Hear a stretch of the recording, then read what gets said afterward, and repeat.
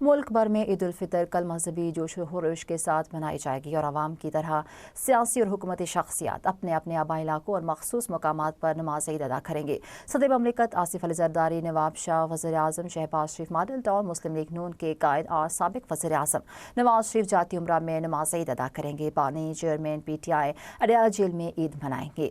وزیر اعلیٰ پنجاب مریم نواز شریف جاتی عمرہ میں عید منائیں گی۔ وزیر اعلیٰ سندھ مراد علی شاہ سہون میں موجود ہوں گے۔ وزیر اعلیٰ خیبر پختونخوا سہیل آفریدی پشاور میں نماز عید ادا کرنے کے بعد اپنے آبائی علاقے خیبر روانہ ہوں گے، جبکہ وزیر اعلیٰ بلوچستان سرفراز بگٹی کوئٹہ میں عید کی نماز ادا کریں گے۔ چیئرمین پاکستان پیپلز پارٹی بلاول بھٹو زرداری گڑھی خدا بخش میں نماز عید ادا کریں گے۔